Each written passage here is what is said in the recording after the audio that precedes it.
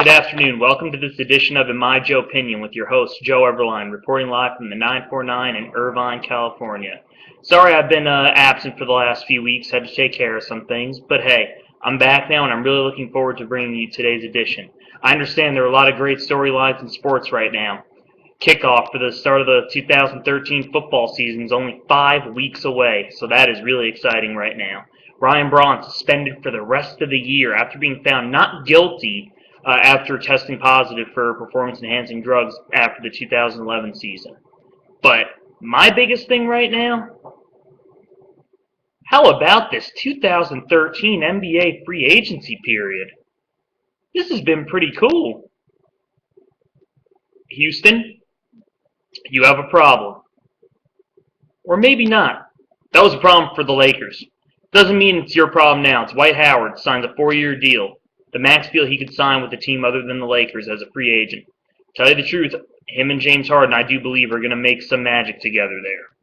Chris Paul re-signs with the Clippers, who shocked me in particular by trading Caron Butler and Eric Bledsoe, and ultimately in return getting Jared Dudley and J.J. Redick. Me personally, I think the Clippers lost in that deal, but those shooters who are great from beyond the arc will spread the floor a little bit more for Chris Paul.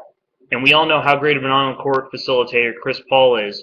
I definitely think that the Clippers made a good move there. Not to mention, how about getting Doc Rivers? Okay. No disrespect, Vinny Del Negro, but you're not Doc. Doc Rivers is going to bring a new toughness out of that team. And Blake Griffin, I'm looking forward to seeing you take your game to the next level. And all the speculation about you being pushed around all the time, I believe that'll be done with now. Now that Doc is your head coach there, I believe that's going to bring out a new toughness in you. Miami Heat used the amnesty clause on Mike Miller. Where does Mike Miller go? Ray Allen resigns. He exercises his option to stay. Do the Heat three-peat? Well, not if the Brooklyn Nets have something to say about it, because right now I think the Brooklyn Nets, no disrespect to the Indiana Pacers or my New York Knicks, but I really truly do believe that the Brooklyn Nets, after pulling off that trade, now featuring a starting lineup of Darren Williams, Joe Johnson, Paul Pierce, Kevin Garnett, and Brook Lopez, with Jason Kidd as your new head coach. You know, I understand Jason Kidd got hired just 2 weeks after retiring from my New York Knicks. Let me tell you something. If there is one guy who I believe Darren Williams will listen to, it's Jason Kidd.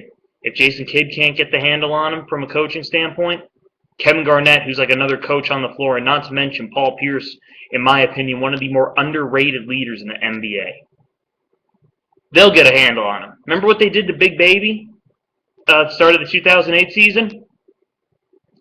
Need I say more? No. Trust me, two of the best leaders in the NBA, and Kevin Garnett might be the best leader in NBA history. And Jason Kidd, no disrespect to him, because he certainly was one of the best as a player, and I think it will transfer over to his new position as a head coach. I really do believe he will do well.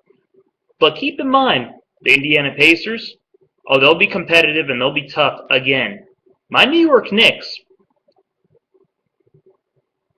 word just got out today that Kenyon Martin has officially re-signed with the New York Knicks. So now the New York Knicks starting five is likely to feature Raymond Felton, Iman Shumpert, Carmelo Anthony, Andres Bargnani, and Tyson Chandler.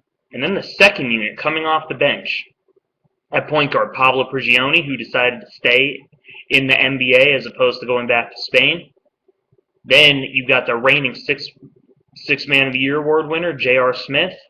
Then at the three you have, I refuse to call him by his legally changed name, but at the three you have Ron Artest, Amari Stoudemire as a power forward in the second unit, and then Kenyon Martin at center in your second unit.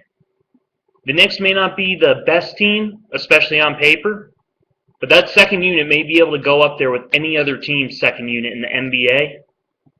They're going to be very deep, and they're going to be physical. And the 80s and 90s style of basketball may return to the NBA, in particular the Garden. So with that, everyone, that's just my Joepinion on the outlook of this 2013 NBA free agency period. So with that, Once again, Joe Eberlein reporting live from the 949 in Irvine, California. With that, I say game on, shades on. Eberlein.